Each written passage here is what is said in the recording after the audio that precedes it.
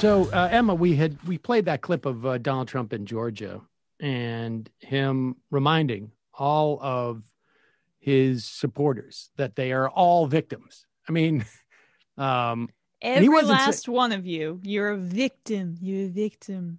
he wasn't saying this in terms of like, having been citizens of the country and dealing with an administration that was not taking a pandemic seriously at all. And of course, In that sense, they are victims, and I we all mean, are, yes, victims in of Trump administration malfeasance. out of the mouths of babies, I guess.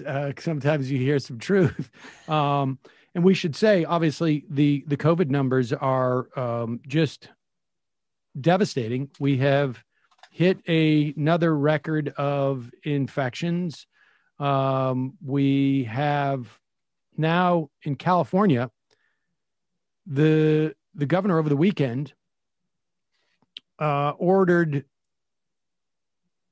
basically stay-at-home orders for about 85% of the state because they have these thresholds where ICU capacity, if it gets below a certain threshold, they will institute these orders. There are two regions apparently. In Southern California, the rate fell to 12.5% under the 15% threshold for ICU beds or capacity.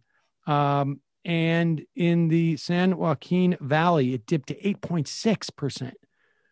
And there is no reason to believe, now that we are 2 weeks out, not even 2 weeks out from Thanksgiving, that these numbers are going to go anywhere except for down in terms of capacity. And this is the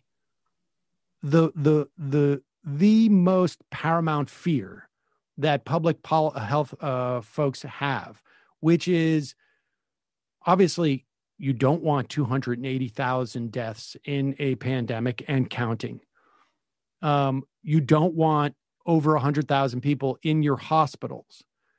But what you really desperately don't want, what flatten the curve meant, and it's not a term that we hear anymore, but what flatten the curve means is we cannot have such volume of people getting infected, because that will lead to such a volume of people being hospitalized that you will not be able to even care for a certain percentage of those people, because you simply don't have the beds, or really more importantly, the staff to help these people. And so you got to start making decisions, triage decisions as to whom we will deal with. And so this is what California is facing. And I imagine we're going to start seeing more and more stories about this around the country as the COVID numbers just continue to climb, particularly in the wake of Thanksgiving.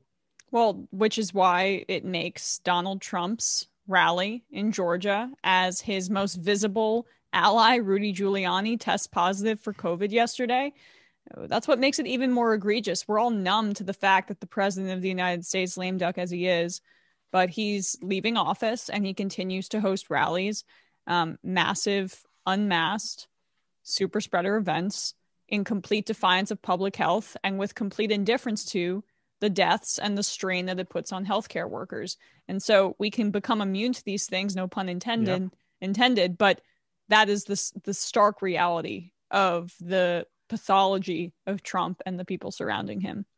The entire Arizona legislature had to shut down for a week after Giuliani, in the wake of basically Giuliani's half announcement. I guess it was Trump who actually announced it. Announcement that Giuliani tested positive. Now, Giuliani is in a hospital reportedly in Georgetown. It's unclear what his condition is. We know that you have almost, I think it's 53 people now in the Trump orbit who have contracted COVID. It is more than likely that a lot of these people, not all of them, but certainly someone like Giuliani probably has access to some of these still experimental treatments that seem to inhibit COVID right at if you get this treatment early enough. These treatments are, of course, not available, despite the fact that a month or so ago, Trump said it was going to be available to everybody. They're available literally to literally a handful of people. Never mind the cost, which is in the tens of thousands of dollars. But there's just not access to this stuff. So this couldn't be more.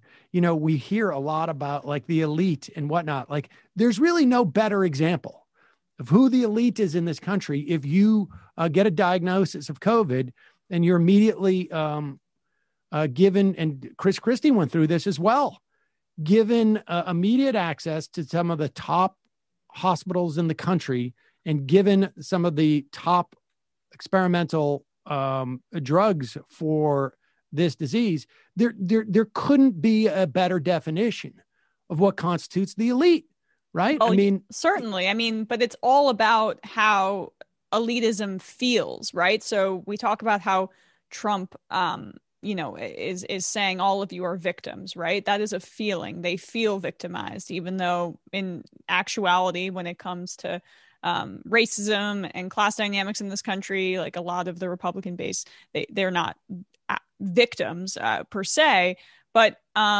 Trump doesn't feel like an elite, right? He talks like a regular Joe, but when it comes down to everything behind the scenes, he cuts corners to screw over the little guy every single chance he gets, and as does Rudy Giuliani, as we're seeing.